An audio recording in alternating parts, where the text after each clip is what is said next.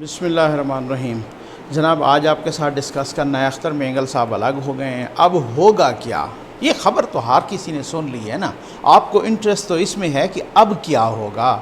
دوسری خبر آپ کے ساتھ یہ ڈسکس کرنی ہے کہ قاضی فائز عیسیٰ صاحب کیس بہت اہم، یعنی میں اگر یوں کہہ لوں کہ اہم ترین موڑ پہ آ گیا ہے، وہ ڈسکس کریں گے۔ اس کے علاوہ طارق عزیز صاحب کا بھی تذکرہ کریں گے کہ وہ بہت ایک یوں سمجھ لیں کہ ایک عہد ساز شخصیت ہم سے جدا ہو گئی ہے۔ سب سے پہلے جناب میں اختر مینگل صاحب کا تذکرہ کروں گا، لیکن اس سے پہلے ایک بڑی امپورٹنٹ بات۔ اور کون سی بات؟ آج میں دیکھ رہا تھا، آج یا کل غالباً یہ 1-2 دن پہلے جنرل ریٹائرڈ امجد شعیب صاحب نے ایک ٹی وی انٹرویو میں، مطلب ٹاک شو تھا، اس میں اور بھی ہمارے دوست بہت سارے تھے، عائشہ بخش بھی تھیں، ہمارے دوست بھائی امیر عباس صاحب بھی تھے، اور ہمارے دوست اور بھائی جناب حافظ طارق صاحب بھی تھے۔ اور کوشچن کیا حافظ طارق صاحب نے کہ جنرل صاحب آپ نے پچھلے الیکشن میں ووٹ کس کو دیا تھا؟ جنرل ریٹائرڈ امجد شعیب صاحب نے کہا کہ میں نے ووٹ تو پی ٹی آئی کو دیا تھا، لیکن اب میں اپنی جہالت کا اعتراف کر لیتا ہوں۔ میرے لیے بہت حیران کن بات تھی، یہ بات مجھے پہلے بھی پتہ تھی کہ انہوں نے ووٹ پی ٹی آئی کو دیا، لیکن ان کا یہ کہنا کہ اب میں اپنی جہالت کا اعتراف کر لیتا ہوں، یہ بڑی بات ہے بھائی۔ اچھا، اس سے پہلے نا انہوں نے ایک مثال بھی دی کہ دیکھیں بچہ جب کسی گرم چیز کو ہاتھ لگاتا ہے تو پھر دوبارہ نہیں لگاتا، اور اس کو پتہ چلتا ہے کہ میرا ہاتھ جل گیا۔ یہ بڑی گہری بات ہے۔ اس سے پتہ چلا کہ اب انہوں نے یہ جیسے توبہ طائب نہیں ہو جاتا بندہ کہ نیکسٹ ٹائم میں نے پی ٹی آئی کو ووٹ نہیں دینا، اور یہ بہت بڑی بات ہے کہ میں نے اب اپنی جہالت کا اعتراف کر لیا ہے۔ اب کوئی اور تو کہتا تو وہ شاید بگڑ جاتے، لیکن کہنا بھی نہیں چاہیے، لیکن یہ ہے کہ اب انہوں نے خود۔ اس سے پہلے ہم نے دیکھا کہ حسن نثار صاحب جو ہمیشہ ہی پروجیکشن تو چھوڑ دیں، وہ تو ہمیں کنٹینر پہ ہر وقت نظر آتے تھے عمران خان صاحب کے ساتھ، ان کے یہ الفاظ کہ مجھ پہ لعنت ہے کہ میں نے پی ٹی آئی کو سپورٹ کیا تھا، یہ سب کو یاد ہے، ان کے کلپ بھی موجود ہیں، سب کچھ۔ میں حیران ہوں، بس میں اتنا سا کہوں گا کیونکہ خبریں بڑی امپارٹنٹ ہیں اور اس میں خام خواہ ویڈیو کو لمبا نہیں کرنا۔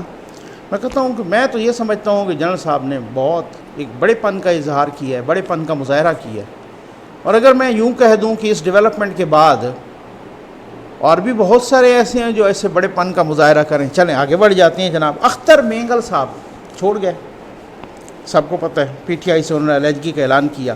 ان کے ایم این ایز تھے، چار ایم این ایز ہیں ان کے۔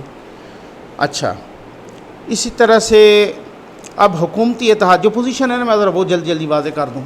پی ٹی آئی کے اپنے تو راؤنڈ اباؤٹ کو 155 ہے، باقی ملا کے ان کے ساتھ جو حکومتی اتحاد ہے وہ تقریباً کو 180 بنتے ہیں تقریباً۔ اچھا، اسی طرح سے جو اپوزیشن کا اتحاد ہے وہ اگر آپ اختر مینگل صاحب والے بھی بیچ میں شامل کر لیں تو وہ تقریباً کو 161 بنتے ہیں۔ یہ جو کوئی 19-20 کا فرق آتا ہے، اب اس کو اگر آپ آدھا کر لیں تو 10 ممبران کا فرق ہے ٹوٹل، تو گورنمنٹ اڑی ہے، بس یوں سمجھ لیں کہ 10 ممبران پہ۔ آج میں حسن نثار صاحب کی ایک بات سن رہا تھا، میں نے کہا نا یہ خبر آپ تک پہنچ گئی، مسئلہ یہ ہے کہ اب آپ یہ جاننا چاہیں گے کہ اب آگے کیا ہو سکتا ہے، کیا ہونے والا ہے، خدشہ کس چیز کا ہے۔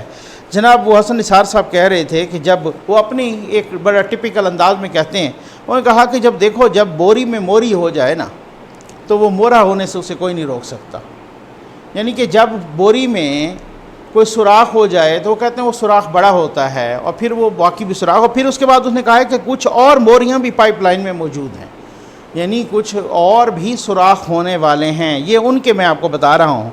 اچھا، پھر اس کے بعد جناب یہ بھی ڈیولپمنٹ ہے، اختر مینگل صاحب نے پھر آصف زرداری کو بھی فون کیا، ان سے بھی ڈسکشن ہوئی، اور پھر اس کے بعد کہ اب کیا ہوا کہ جمہوری وطن پارٹی نے بھی جناب تحفظات کا اظہار کیا ہے، شاہ زین بھگٹی والے جناب، ان کا ویسے تو ان کی ایک ہی سیٹ ہے قومی اسمبلی میں، ان کی شاہ زین بھگٹی صاحب کی اپنی، لیکن پھر بھی اب آ جائیں اس پہ کہ ہوگا کیا۔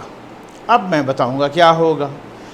اب ایک تو پہلی بات کہ ایم کے ایم اور کاف لیگ کی تو چاندی ہو گئی، ٹھیک ہے نا جی، اختر مینگل صاحب تو چھوڑ گئے نا۔ اچھا، اگر فوری طور پہ کچھ نہیں ہوتا، فوری طور پہ عدم اعتماد نہیں آتی، اگر فوری طور پہ حکومت کو خطرہ نہیں ہوتا وغیرہ وغیرہ وغیرہ، ٹھیک، لیکن ایم کیو ایم اور کاف لیگ کی تو چاندی ہو گئی۔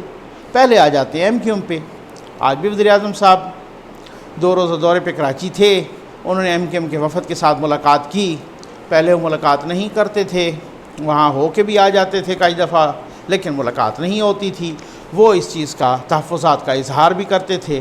ایم کیو ایم کے لوگ آپ کو پتہ ہے نا, پھر ایم کیو ایم کے ماشاءاللہ ان کو سیاست آتی ہے, ان کو وہ بڑے سوفسٹیکیٹڈ اور بڑے ایجوکیٹڈ لوگ ہیں. ان کو بڑا ایک ان کا نا وہ تقریباً ہمارے نا بہت اچھے دوست ہیں, بہت زبردست اخلاقی لوگ ہیں اور بہت اچھے دوست ہیں. ان کو سیاست بھی آتی ہے, نو ڈاؤٹ. اچھا, ان کے نا ان کا ایک الزام کہ جناب ہماری سیٹیں کھینچ کے تو ان کے دی گئیں, ان کے بقول, ٹھیک ہے نا, پی ٹی آئی کو دی گئیں. ہم ان کے ساتھ مذاق میں بھی کہتے تھے کہ جناب آپ کی سیٹیں جب کھینچ کے آپ سمجھ رہے ہیں, آپ کے بقول کہ آپ کا مینڈیٹ جو ہے نا کھینچا گیا زبردستی اور چھینا گیا اور ان کو دے دیا گیا, تو پھر آپ پھر انہی کے ساتھ بیٹھے ہیں. وہ کہتے ہیں جناب آپ تو کہتے تھے کہ آپ کو 15-16 سیٹیں یا 14 سے 15 ملیں گی, اور آپ کی یہ سیٹیں رہ گئی ہیں 4 کراچی سے اور 2 حیدرآباد سے 6, اور ایک آپ کو مخصوص سیٹ, تو 7 سیٹوں کے ساتھ کھڑے ہیں. وہ آپ کہیں 17-18 سیٹوں پہ کھڑے ہوتے. تو وہ کہتے ہیں جناب وہ جو پچھلی دفعہ ہمارا 18-19 سیٹوں کا بھی مزہ تھا نا, وہ اتنا مزہ نہیں تھا جتنا مزہ ان 7 سیٹوں میں ہے. بات تو ان کی بالکل ٹھیک ہے. اب تو ہو گئی ان کی چاندی. بھائی کیسے, بڑی امپورٹنٹ بات ہے. شروع ہی سے ایک ٹسل چلی آ رہی ہے. کن میں, ایم کیو ایم میں, اور خاص طور پہ پی ٹی آئی کے وہ ارکان جو کراچی سے تعلق رکھتے ہیں, چاہے وہ نیشنل اسمبلی کے ہوں چاہے وہ پروونشل اسمبلی کے ہوں. اب آئی نا باری ایم کیو ایم کی. اب جناب وہ کہہ رہے, اب وہ پی ٹی آئی کے ارکان کہتے تھے خان صاحب کو کہ جناب اگر آپ نے ان کے ذریعے ڈیولپمنٹ کرانی ہے تو اگلا الیکشن کون لڑے گا, پھر اگلے الیکشن میں ہمیں ووٹ کون دے گا کراچی سے. اب جناب انہی کے ذریعے ڈیولپمنٹ کرانی پڑے گی, اب انہی کی باتیں ماننی پڑیں گی. جی ہاں بالکل. اب کوئی اور بھی اگر اس دوران ہو سکتا ہے, ایک اور بھی منسٹری ان کو چاہیے ہوگی تو وہ بھی مل جائے گی. اور بھی ان کو مثلاً ان کے کوئی ترقیاتی اخراجات, کوئی کراچی کے ڈیولپمنٹ, کوئی اور ان کے مطالبات, اب تو وہ ماننے پڑیں گے. اب آیا نا وہی بات ہے کہ اونٹ پہاڑ کے نیچے. ٹھیک, اس کے بعد آ جائیں آپ کاف لیگ پہ. کاف لیگ کو تو آپ کو پتہ ہے نا بڑے تحفظات تھے نا, چودھری برادران کو تو بہت تحفظات تھے جناب. ان کے تو آپ کو پتہ ہے نا کہ پھر کیا انہوں نے پھر کیا نہیں کرنا. انہوں نے جو, مجھے آپ یقین کیجئے کہ انہوں نے کہا ہے نا کہ بس ایک مجھے اندر کے بندے نے بتایا ہے کہ وہ ان کو اب ناک سے لکیریں کھنچوائیں گے. یہ میں کسی کی بات کو کوٹ کر رہا ہوں, کاف لیگ کو. تیسری بات پہ آ جائیں, جو پی ٹی آئی کے اپنے ایم این ایز ہیں, جو الیکٹڈ لوگ ہیں پی ٹی آئی کے, ان کے بڑے تحفظات, ان میں بڑی کھلبلی مچی ہوئی ہے. اور وہ کھلبلی کس طرح کی ہے, ایک ریسنٹلی ابھی کچھ عرصہ پہلے خان صاحب نے ایم این ایز کی میٹنگ بلائی اپنے ایم این ایز سے بات کرنے کے لیے. تو وہاں کسی نے کہا ہوگا ڈیفینیٹلی کہ وہ جو ہے نا ترقیاتی فنڈز کے بارے, تو خان صاحب مطلب ان کو ڈانٹ ٹپٹ کی کہ ترقیاتی فنڈز کے بارے. تو ایک ایم این اے صاحب ہیں, میں نام نہیں لینا چاہتا, وہ کھڑے ہو گئے وہاں پہ. انہوں نے کہا خان صاحب اگر ترقیاتی فنڈز یہ نہیں ہوتا کہ ہم اپنی جیبوں میں ڈالتے ہیں, ہم اپنے بچوں پہ خرچ کرتے ہیں, یہ عوام کے لیے ہوتے ہیں, یہ عوام کی سڑکیں بنتی ہیں, یہ عوام کے فلاں چیز ترقیاتی منصوبے بنتے ہیں, یہ کچھ کسی کا کوئی پروجیکٹ لگتا ہے, اگر یہ نہ کیا جائے تو پھر ہم ہلکے میں نہیں جا سکیں گے. یہ بہت تحفظات ہیں ان میں. یہ آپ دیکھیے گا, بہت انٹرسٹنگ سچویشن. اور کس کی چاندی ہوئی جناب, آئیں اور جہانگیر ترین صاحب کی چاندی ہو گئی ہے. جی ہاں بالکل یہی ہے. آج کچھ لوگ مجھے کہہ رہے تھے, بار بار میسج کر رہے تھے, سر دیکھیں جہانگیر ترین صاحب کا بیان آ گیا, یہ ہے وہ ہے. میں نے کہا دیکھتے جائیں, ذرا حوصلہ رکھیں, ذرا دیکھتے جائیں, سنتے جائیں, چلتے جائیں. بہت انٹرسٹنگ سی صورتحال ہو گئی ہے. لوگ کہتے ہیں سر آپ ایک یوں قسم کی خبر دیتے ہیں, وہ دوسرے دن یوں سے. بھائی حالات ٹرن یہ جیسے لیتے ہیں نا, ہم خبریں بھی اسی طرح کی دیتے ہیں جس طرح سے حالات یوں جو ہے نا چکر کاٹتے ہیں نا. اس آپ کو یاد ہے علیم خان صاحب زیر عتاب آئے تھے, تو پھر انہوں نے 2-4 ملاقاتیں کی نا امپارٹنٹ شہباز شریف صاحب سے. ایک نون لیگ کا فنکشن تھا, میں نے ڈان کے حوالے سے وہ رپورٹ بھی کی تھی اسٹوری, تو وہ اس فنکشن میں بھی چلے گئے. جب یہ پتہ چلا کہ جہانگیر ترین صاحب بھی سائڈ پہ ہو گئے اور علیم خان صاحب کو منانے کی کمپین شروع کی گئی, پھر وہ انہیں سینئر وزیر, اب وہ وزیر اعلیٰ کے خواب دیکھ رہے ہیں. اب جناب جہانگیر ترین صاحب کی چاندی ہو گئی ہے. آج پتہ چل رہا ہوگا عمران خان صاحب کو, جی ہاں یہ پی ٹی آئی کے انٹرنل سرکلز بھی کہہ رہے ہیں کہ جناب اختر مینگل صاحب کیوں الگ ہوئے. اختر مینگل صاحب الگ ہوتے تھے, جا کے جہانگیر ترین صاحب ان کو منا کے آ جاتے تھے. آج پتہ چل رہا ہوگا کہ جہانگیر ترین صاحب کی کیا اہمیت تھی پارٹی میں. آج کوئی جائے نا ان کو منا کے تو دکھائے, انہوں نے final floor of the house جو ہے نا اعلان کر دیا ہے. تو جہانگیر ترین کی کمی محسوس ہو رہی ہے آج خان صاحب کو کہ جناب کیسے کس طریقے سے کمی محسوس ہوتی ہے. انہوں نے جناب وہ سائڈ پہ گئے. اب اس کے بعد یہ اندر کی, میں آپ کو تجزیہ نہیں, یہ اندر کی خبر بتا رہا ہوں, اور وہ جو خان صاحب کے کلوز سرکل میں ہیں یوں سمجھ لیں, وہ انہوں نے بتایا کہ جب لگے گا خان صاحب کو کہ میری گورنمنٹ جانے لگی ہے تو وہ جہانگیر ترین صاحب سے سلو کر لیں گے.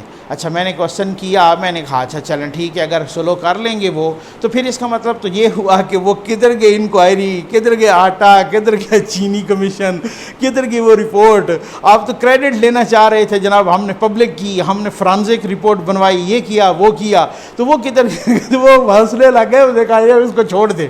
ٹھیک ہے نا, اس کا مطلب تو یہ ہوا نا کہ میں نے کہا یا حکومت بچا لو یا ساکھ بچا لو. پھر میرے دوست کہتے ہیں کچھ کہ سر ساکھ رہ کتنی گئی ہے جو آپ بچانے کی بات کر. میں کہا بھلے جتنی بھی رہ گئی ہو, لیکن پھر بھی ایک بات تو ہے کہ جہانگیر ترین صاحب کی جو چاندی ہو گئی.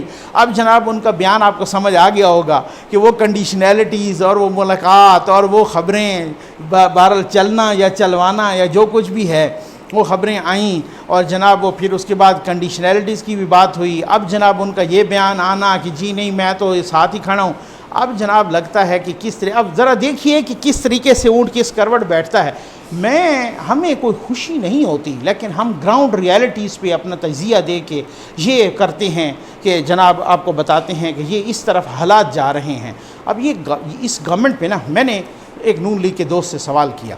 میں نے کہا آپ گورنمنٹ کو تو آپ اڑا سکتے ہیں, مجھے پتہ ہے آپ آج بھی اڑا سکتے ہیں. آپ چودھری پرویز الہی کو آفر دے دیں کہ ہم آپ کو پنجاب کو وزیر اعلیٰ بناتے ہیں, آپ اور آفر لوگوں کو کر دیں, آپ یہ نہ کریں وہ نہ کریں, آپ اس طرح سے کریں, کسی کو آگے کر دیں. تو اب تو آپ کے تو ہاتھ میں ہے, تو آپ یہ کیوں نہیں ایسا کرنا چاہتے. انہوں نے کہا جناب ہم اس سچویشن کو انجوائے کر رہے ہیں, اور ہم یہ دیکھ رہے ہیں کہ یہ ایسی سٹیج پہ آ جائیں, ہمیں پتہ ہے کہ اب ان سے سنبھلنا کچھ بھی نہیں ہے. ہم یہ چاہ رہے ہیں کہ یہ ایسی سٹیج پہ آ جائیں کہ جو وہ کہتے ہیں نا جیسے ناک سے لکیریں کھینچنا, ناک سے لکیریں کھینچ کے حکومت سے الگ ہوں, تاکہ وہ کہتے ہیں توبہ طائب ہو کے کہ وہ جس طرح سے کہ میری توبہ ہے آئندہ کے لیے میں حکومت کا نام بھی نہ لوں. ہم ان کو اس سٹیج پہ لانا چاہ رہے ہیں. یہ ان کی زبانی میں آپ کو بتا رہا ہوں. جی ہاں بالکل ایسے ہی ہے, اور یہ بالکل ٹھیک ہے کہ اس وقت اپوزیشن عام طور پہ اور خاص طور پہ نون لیگ جس سچویشن کو انجوائے کر رہی ہے. کیوں کیسے؟ حکومت پہ بھائی ہر قسم کے پریشر ہیں. آپ یہ ذرا دیکھ لیں, حکومت پہ پریشر ہے. آج یہ کو کم پریشر بنا حکومت کو ڈیمیج کرنے کے لیے, بھلے وہ فوری طور پہ عدم اعتماد نہ آئے, لیکن یہ کم پریشر بنا ہے کہ جناب اختر مینگل صاحب الگ ہو گئے, اور الگ بھی انہوں نے فلور آف دا ہاؤس ایک اعلان کیا ہے کہ جی میں الگ ہو رہا ہوں. یہ کیا کم پریشر ہے؟ ادھر سے آپ دیکھ لیں کہ پیٹرول کم ہوا ہے اس کی قیمت, لیکن مہنگائی کم نہیں ہوئی. پیٹرول کم ہو گیا ہے لیکن مہنگائی جوں کی توں کھڑی ہے. یہ کیا آپ سمجھتے ہیں کہ کم پریشر ہے کہ گورنمنٹ نے بجٹ اناؤنس کیا, بجٹ میں سرکاری ملازمین کی نہ تنخواہ میں اضافہ کیا, نہ پینشنر کی پینشن میں اضافہ کیا, ادھر پہ سونے پہ سہاگا یہ ہو گیا اس پریشر میں کہ سندھ گورنمنٹ نے بجٹ پیش کیا, انہوں نے سرکاری ملازمین کی 10% اضافہ کر دیا. اب آپ اندازہ کریں اب یہ کیا پریشر اس کا یہ پریشر کم ہوگا.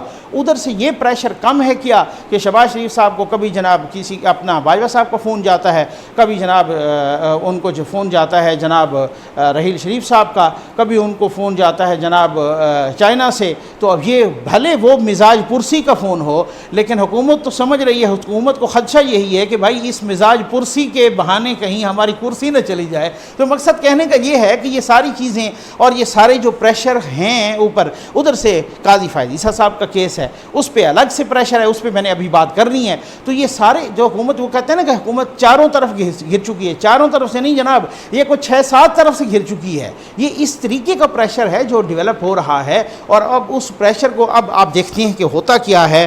آگے دیکھیے ہوتا ہے کیا. آپ کو یہ بتاتے رہیں گے جناب طارق عزیز صاحب کا ذکر نہ ہو یہ تو زیادتی ہوگی. ایک عہد ساز شخصیت تھی, وہ بات دیکھتی آنکھوں سنتے کانوں کو وہ آخری سلام کہہ گئے ہیں. میں سمجھتا ہوں ان کو سلیوٹ پیش کرنا چاہیے. اللہ تعالیٰ ان کی مغفرت کرے, اللہ تعالیٰ ان کے لواحقین کو صبر جمیل دے. جناب ان کی وہ خیر شاعر تھے, وہ کہتے ہیں نا جیسے ہر فن مولا, جی وہ بالکل ہر فن مولا، وہ شاعر بھی تھے، وہ نقاد بھی تھے، وہ رائٹر بھی تھے، وہ سپیکر بھی تھے، وہ کمپیئر بھی تھے، میں آپ کو بتاؤں گنواؤں کیا کیا نہیں تھے ہماری تو ان سے لائیو بھی ملاقاتیں، اور ایک پروگرام میں نا تو میں آپ کو بتاؤں کہ ملے تھے اس وقت بھی بڑے نحیف سے، اور بڑا مطلب ایک چیز کو مجھے لکھ کے دے رہے تھے کسی پیپر پہ، قلم میں نے ان کو دیا تو ان کے نا وہ ہاتھ کانپ رہے تھے. تو میں نے بڑا ایک جب فرسٹ ٹائم ان سے ملاقات ہوئی تو بڑا، جب ہم چھوٹے ان کو دیکھتے تھے پی ٹی وی پہ، اور وہ جناب ہم چھوٹے ہوتے ہیں اور ان کو پی ٹی وی پہ دیکھتے، اور وہ جناب جو ہے نا نیلام گھر اور بعد میں بزم طارق عزیز ہوا. تو بہرحال سیاست میں بھی ان کی دلچسپی رہی، پیپلز پارٹی میں بھی رہے، ذوالفقار علی بھٹو کے ساتھ بھی، محترمہ کے ساتھ کچھ بھی اس طریقے سے، پھر پیپلز پارٹی سے آنورڈ وہ چلے.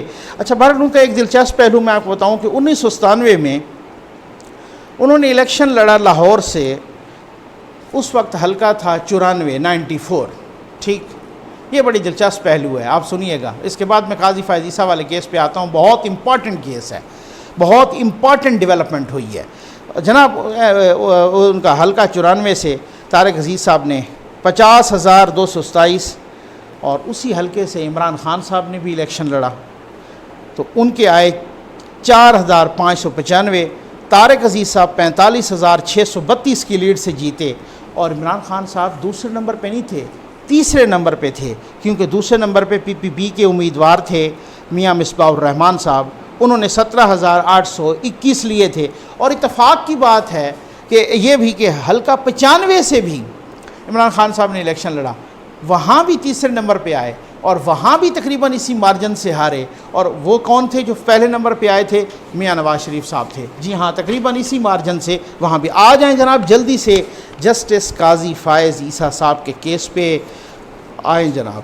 سپریم کورٹ میں کل چونکہ فروغ نسیم صاحب نے کہا تھا کہ جناب وہ جو ایک ججز نے ریمارکس دیے کہ ایف بی آر کو کیس بھجوا دیا جائے، تو انہوں نے کہا کہ میں پرائم منسٹر سے، صدر سے مشاورت کر کے. آج جب وہ آئے تو انہوں نے کہا جی میں نے مشاورت کی اور کوئی انکار نہیں ہے. وہ کہتے ہیں جی بھلے آپ جو ہے نا ایف بی آر کو بھجوا دیں، اور ایف بی آر کے ساتھ جج صاحب بھی، ان کی فیملی بھی، ان کی مسز وغیرہ جو ہے نا وہاں کاپریٹ کریں. اب تاریخ کا، سپریم کورٹ کی تاریخ کا آج ایک عجیب ترین، آج ایک انوکھا ترین، ایک اچھوتا ترین اور ایک بڑا یعنی یوں سمجھنے ہلا دینے والا واقعہ ہوا. کہہ رہے ہیں کہ ابھی ابتدائی سماعت تھی، فروغ نسیم صاحب دلائل دے رہے تھے، ابتدائی دلائل تھے کہ اچانک جو ہے نا سپریم کورٹ میں بیٹھے مہمانوں میں کھلبلی مچ گئی. جناب فروغ نسیم صاحب بھی سکتے میں آ گئے، باقی جو رپورٹر تھے سارے وہ بھی سکتے میں آ گئے، اور جناب بینچ نے بھی دیکھا اچانک سپریم کورٹ میں، عدالت میں انٹری دی قاضی فائز عیسیٰ صاحب نے، جسٹس قاضی فائز عیسیٰ صاحب نے. اور یہ واقعی تاریخ کا، سپریم کورٹ کی تاریخ کا ایک اچھوتا واقعہ کہ جو جج بطور پیٹیشنر پیش ہو رہے. پہلے تو اچھا آ کے انہوں نے وہ روسٹرم پہ آئے، انہوں نے اجازت مانگی. پہلے تو ججز نے کہا کہ جی حکومتی وکیل کا ٹائم ہے تو آپ ان کو دیں، تو بہرحال اس کے بعد ان کو کٹ شاٹ کی اجازت مل گئی اصرار پہ. انہوں نے کہا جناب کہ بھائی جو ہے نا، انہوں نے کہا کہ مقدمے کا، اچھا انہوں نے نا ایک قرآن مجید کی آیت کا بھی ترجمہ کیا. انہوں نے کہا کہ مقدمے کا سامنا کرنا موت سے بھی بدتر ہوتا ہے. انہوں نے ججز سے مخاطب ہو کے کہا کہ اس آیت کی مجھے سمجھ نہیں آتی تھی، لیکن یہ جب اپنا مقدمہ بنا، جب ہم نے جھیلا تو تب مجھے پتہ چلا کہ ہاں ویسے ہی ایسے ہی ہوتا ہے. کہتا ہے کہ میں اور میری بیوی کی کردار کشی کی گئی. جون میں بیوی نے کہا کہ میں، یہ آپ سنیے گا، بہت امپارٹنٹ ریمارکس ہیں، بہت امپارٹنٹ دلائل ہیں جسٹس قاضی فائز عیسیٰ صاحب کے. انہوں نے کہا کہ جون میں میری بیوی نے مجھے کہا کہ میں، جب یہ پچھلے جون کی بات کر رہے تھے کہ جو ریفرنس شروع ہوا، تو انہوں نے کہا مجھے کہ جی میں جو ہے نا جواب دینا چاہتی ہوں. تو میں نے کہا نہیں، یہ مجھے دینے دیں، میرے خلاف ریفرنس ہے تو مجھے سامنا کرنے دیں. پھر انہوں نے کہا کہ ججز کو مخاطب کر کے کہا، روسٹرم پہ کھڑے ہیں، انہوں نے کہا کہ جناب میڈیا میں الزامات لگ رہے ہیں، صدر صاحب کے 3 انٹرویوز موجود ہیں اور انہوں نے میرے ریفرنس پہ بات کی، جبکہ میری اور میری فیملی کے منہ پر ٹیپ لگی ہوئی ہے. میری بیوی F B R federal board of revenue FBR کے دفتر گئیں. انہوں نے کہا انہوں نے کوئی پروٹوکول نہیں لیا، سرکاری گاڑی نہیں تھی، ان کے ساتھ کوئی محافظ نہیں تھے، وہ ایک عام شہری کے طور پہ گئیں، لیکن وہاں ان سے بدتمیزی کی گئی، وہاں ان کی توہین کی گئی۔ بیوی نے مجھ سے شکوہ کیا تو میں نے کہا کہ کوئی بات نہیں، یہاں پہ ہر پاکستانی شہری کے ساتھ اسی طرح ہوتا ہے۔ تو بیوی پوچھتی رہیں کہ کب مجھے سپریم جوڈیشل کونسل بلائے گی، لیکن سپریم جوڈیشل کونسل نے ان کو نہیں بلایا۔ سنتے جائیے، ٹھیک ہو گیا نا۔ ان کے والد کو کہتے ہیں کہ میں بیوی کا یہاں پہ پیغام رساں بن کے آیا ہوں، میں ایک عام پٹیشنر ہوں۔ ججز نے بار بار جب جج صاحب کہا تو انہوں نے کہا وہ جی جج صاحب نہ کہیں، میں ایک عام پٹیشنر کے طور پہ یہاں پہ آپ کے سامنے کھڑا ہوں۔ تو انہوں نے کہا کہ ان کے والد کو بھی میری بیوی کے والد کو کینسر ہے، وہ نہیں آ سکتی تھی۔ تو اور اس کے بعد انہوں نے بڑی امپورٹنٹ بات کی، انہوں نے کہا کہ دیکھیں اگر میری کسی بات پہ کوئی توہین کا پہلو نکلتا ہو نا تو حکومت کو چاہیے مجھے توہین عدالت کا، مجھے حتیٰ کہ عزت کا نوٹس دے دیں، ٹھیک ہے نا۔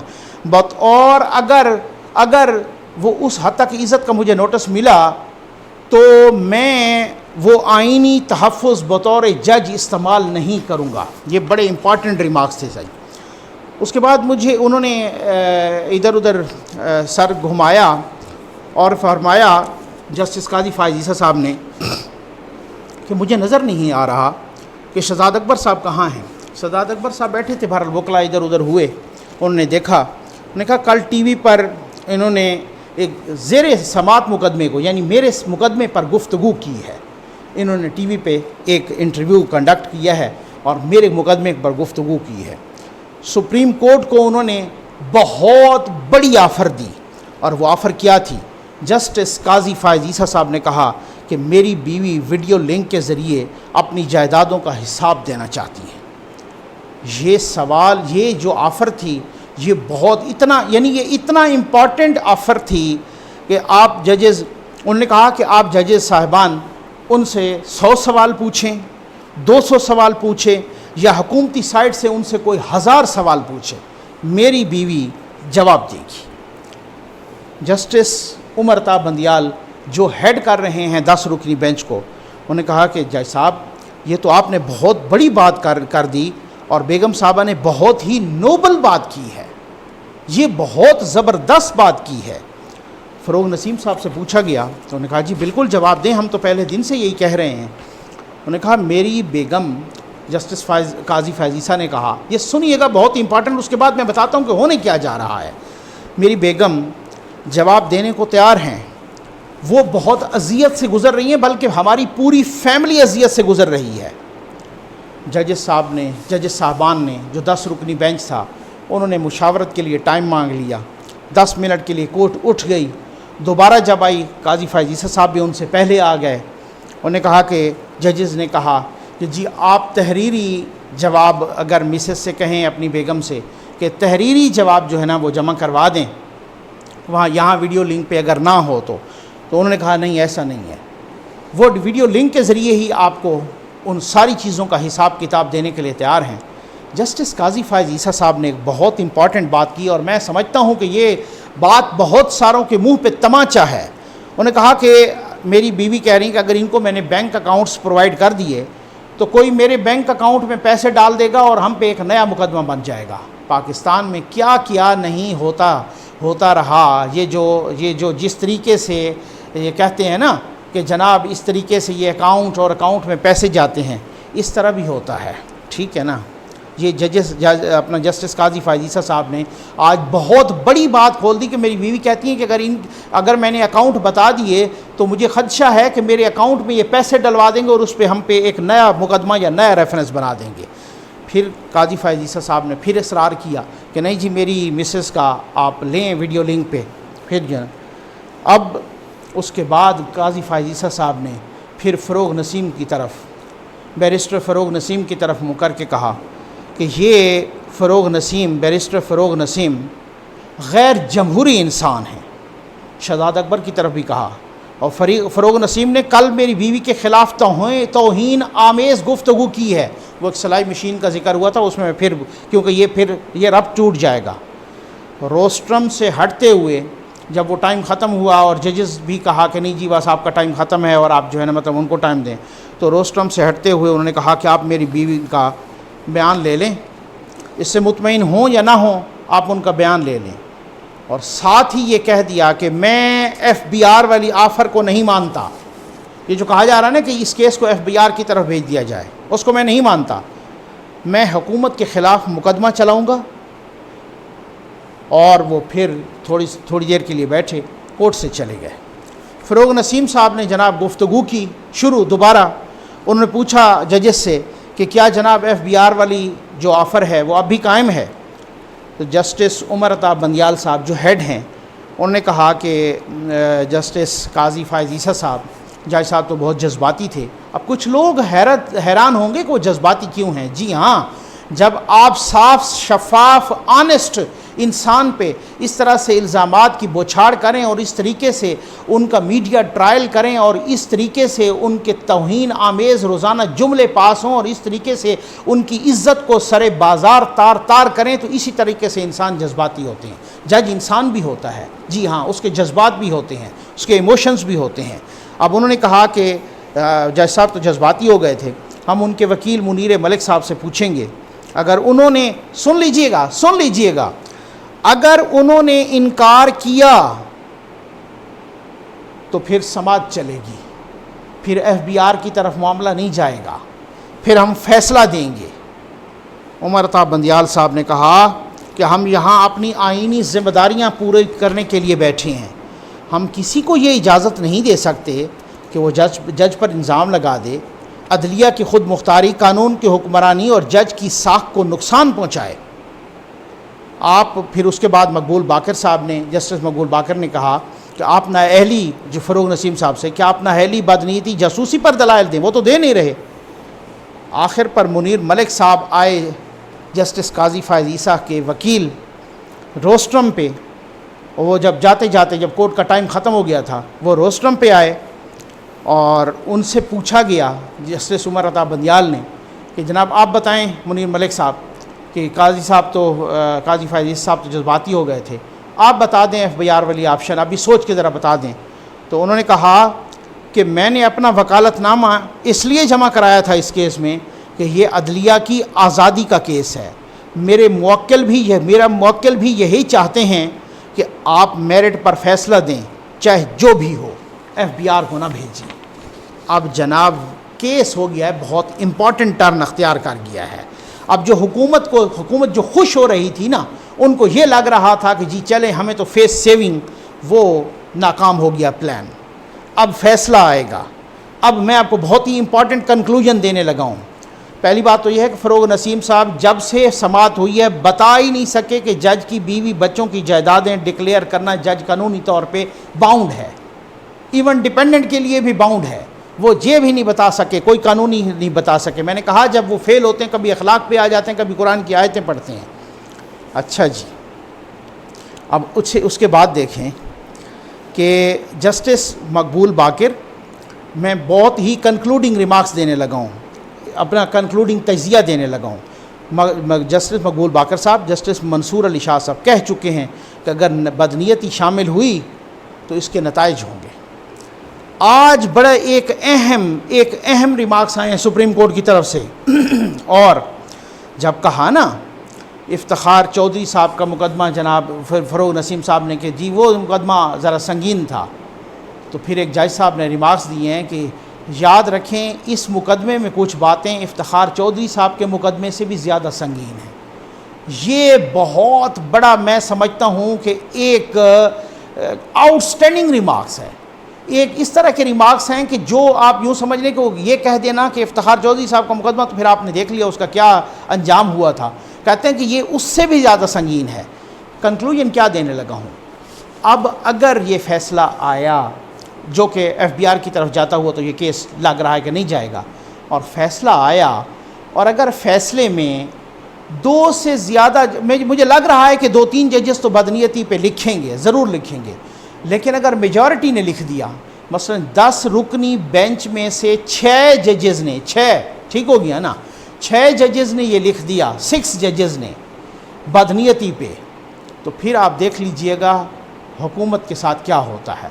2-3 بھی لکھ دیں تو وہ نو ڈاؤٹ ایک مارل پریشر تو ہوتا ہے، لیکن وہ میجورٹی والی بات نہیں ہوتی. لیکن اگر میجورٹی ججز نے یہ لکھ دیا کہ یہ بدنیتی ہوئی ہے، آج کی سماعت انتہائی اہم ہے کہ ہوتا کیا ہے اس سماعت میں، کیا کچھ ہوتا ہے اس کے بعد. لیکن فردر آئی تھنک جن سے میں نے دوستوں سے بھی بات کی اور بہت سارے وہ بھی یہی کہہ رہے تھے کہ جی کچھ ہمیں بھی لگ رہا ہے کہ کچھ اگلے ہفتے بھی کچھ سماعتیں چلیں گی. دیکھو کیا ہوتا ہے، آپ کے ساتھ ضرور ڈسکس کریں گے. امید ہے آپ کو ویڈیو پسند آئی ہوگی. آپ کا بہت بہت شکریہ.